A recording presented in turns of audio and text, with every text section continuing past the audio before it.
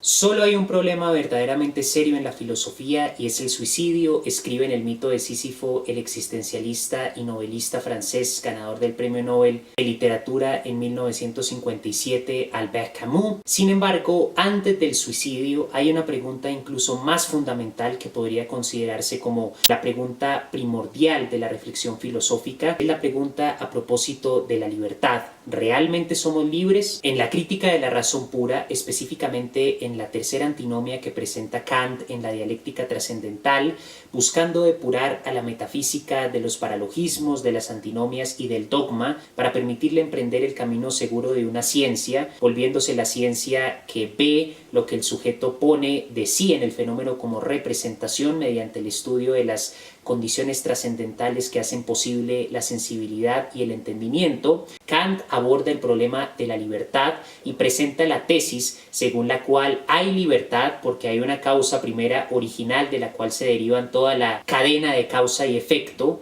y una antítesis según la cual no hay libertad porque no hay una primera causa original y el determinismo de la causalidad newtoniana impera sobre el mundo físico y también sobre el ser humano. Sin embargo, dándose cuenta Kant de que si no se acepta la libertad en el ser humano no tiene sentido hablar de la moral, de la ética, de la culpa, de la justicia, del derecho, presenta una solución que implica distinguir entre el fenómeno y el noumeno, no ya en el sentido del fenómeno como una representación de las facultades del sujeto cognoscente y el noumeno como la cosa en sí, que es incognoscible, sino el noumeno como un ámbito exclusivamente de lo humano que debe distinguirse del mundo fenoménico regido por el determinismo de la causalidad newtoniana. Y ya habiendo mostrado en la lógica trascendental que la causalidad se deriva de las categorías trascendentales que hacen posible los conceptos mediante los cuales se piensa la experiencia, en el marco del uso de la razón práctica,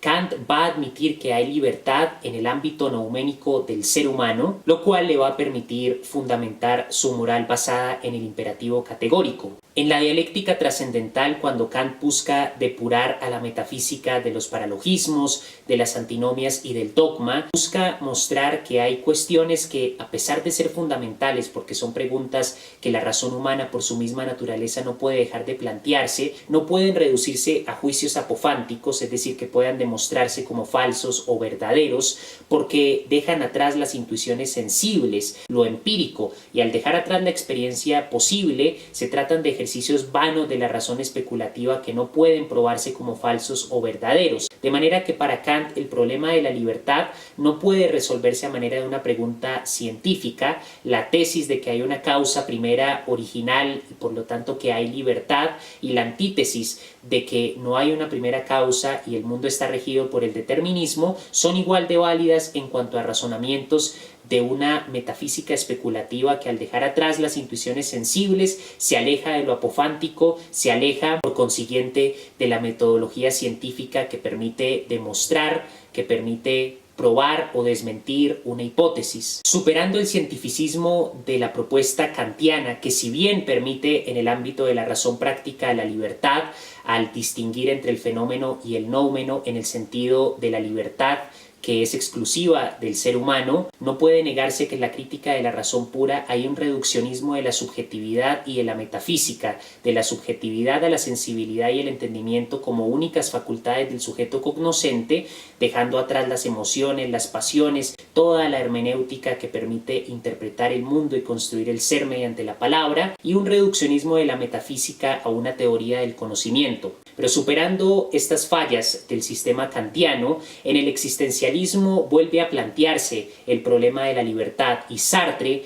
en su famosa conferencia El existencialismo es un humanismo, va a declarar que la esencia es posterior a la existencia, y esta tesis marca la condición humana porque el ser humano es el único ser cuya esencia viene después de su existencia. Somos arrojados al mundo, el Gewoffenheit heideggeriano. Recordemos la gran influencia de Heidegger en Sartre. La obra principal de Heidegger se llama Sein und Zeit, Ser y Tiempo, y la obra principal de Sartre en filosofía se llama El Ser y la Nada. Sartre, en el marco de su existencialismo, y es algo que elabora también en sus obras literarias como Las moscas, Los otros, A puertas cerradas, La náusea, al no haber un Dios y por lo tanto al no haber un creador del mundo, no hay una idea previa de lo humano en la mente del creador. Por consiguiente, cuando el ser humano nace, su existencia es arrojada al mundo, el Geworfenheit heideggeriano, pero la esencia de ese individuo que nace es algo posterior que se va construyendo, y la responsabilidad que se deriva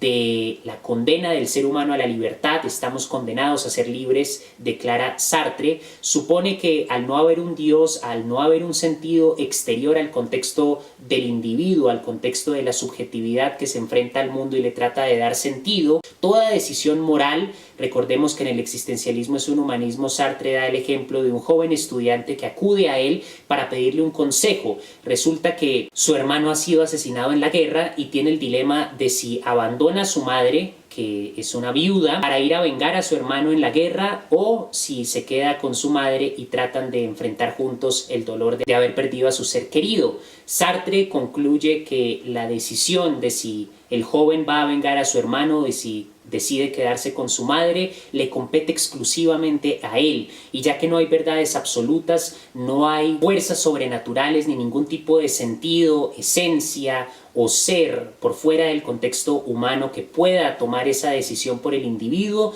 la responsabilidad de ser libres implica que nosotros debemos tomar esas decisiones, y al tomar esas decisiones estamos escogiendo por toda la humanidad en nombre de todos los seres humanos. De manera que para el existencialismo de Sartre, la libertad es lo que caracteriza la condición del ser humano. El ser en el mundo, para Sartre, se caracteriza por el ser para sí en distinción al ser en sí. El ser en sí es todo aquello que existe en el mundo de lo inanimado, y el ser para sí es exclusivo del ser humano porque implica una esencia en continua creación y transformación. El ser en el mundo del hombre se caracteriza por esa necesidad de crear, transformar, inventar y reinventar su esencia, su identidad, su ser. Y es un ser para sí porque en el marco de la responsabilidad que exige la libertad para escoger, para darle sentido a nuestra vida y escoger en nombre de todos los seres humanos, en las cuestiones morales, éticas, de las relaciones intersubjetivas, la existencia se vuelve un proyecto de vida que el sujeto existencialmente emancipado aprehende de forma completamente autónoma en el marco de la muerte de Dios, que anunciaba Nietzsche y que implica el colapso, el ocaso de la religión y de la cultura como las formas tradicionales de darle sentido a la vida individual desde lo colectivo. Sin embargo, a pesar de lo atractiva que es la idea de la libertad en el existencialismo de Sartre, si tomamos el psicoanálisis y la biología como dos campos distintos para pensar el problema de si estamos determinados o si hay libertad, en el caso de los seres humanos, podemos ver que, por ejemplo, en el psicoanálisis, el superyo o el superego implica una estructura psíquica que supone la manifestación en la mente del sujeto del conjunto de prohibiciones, costumbres, juicios morales que caracterizan una cultura, porque el Geworfenheit heideggeriano no debe tomarse en el sentido de que somos arrojados a un mundo sin sentido, sino que siempre somos arrojados a una totalidad de sentido simbólico construido por una cultura. El ser humano nace en una sociedad, no nace en la hostilidad del mundo independiente del contexto humano. Se trata, por consiguiente, de un sentido histórica, social y culturalmente construido a lo largo de varios siglos, una identidad colectiva, social. Ahí es donde se nace. El Geworfenheit implica ser arrojado a esa totalidad de sentido previa a la existencia del individuo, y el superyo implica la introyección psíquica de esos valores, de esa identidad cultural, de esa concepción del mundo y de la vida, incluso del sentimiento de culpa frente a las prohibiciones culturalmente consolidadas en el marco de una forma de vida que socialmente se ha construido y a la que se nace. Y si consideramos el ejemplo de un individuo que busque la superación de la condición humana para alcanzar el Übermensch nietzscheano, que implica la creación de nuevos valores, esa transformación espiritual que describe Nietzsche en Así habló Zaratustra, que va del camello al león y del león al niño creador, que crea sus nuevos valores morales y su nueva concepción de la vida, si conscientemente se opta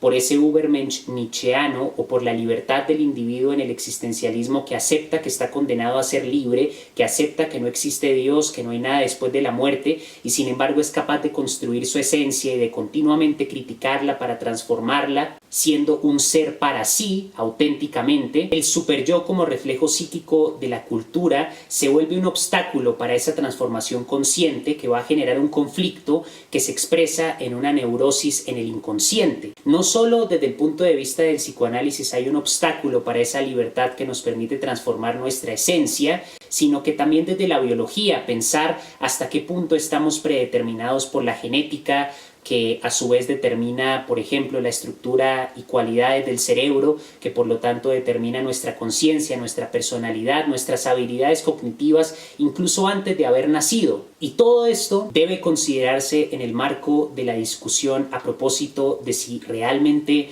somos libres, pero asimismo también hay que reevaluar la noción de verdad y validez, porque sería muy fácil y muy cómodo decir que la idea de la libertad en el existencialismo de Sartre o de la transformación espiritual del niño creador en el pensamiento de Nietzsche, propiamente el Übermensch, el sobrehombre que supera la condición humana, deberían abandonarse a la luz de la posibilidad de que estemos predeterminados por nuestros genes o a la luz de la influencia que tiene el constructivismo social, la cultura, los valores que están introyectados en nuestra psique ineludiblemente si seguimos a Freud con la noción del superyo. Sin embargo, esa noción de una verdad apofántica, que es o verdadera o falsa, debe combatirse desde el punto de vista de una nueva concepción de la verdad que proponga ver la validez de una tesis filosófica no tanto en términos apofánticos de lo verdadero y lo falso estrictamente en el sentido científico, sino de la utilidad práctica, porque recordemos que tanto la propuesta del Übermensch de Nietzsche como sobre todo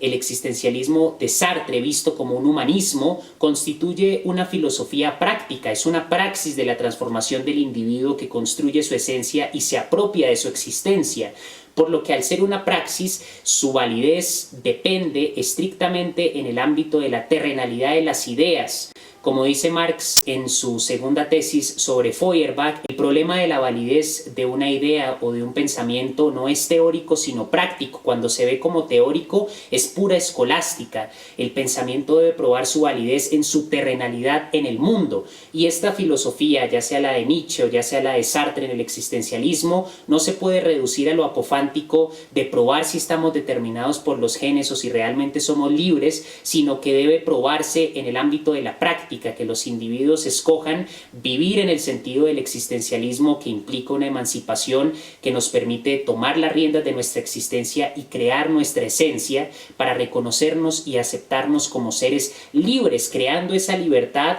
en el sentido de una forma de vida, de una filosofía aplicada para construir el ser simbólicamente, hermenéuticamente.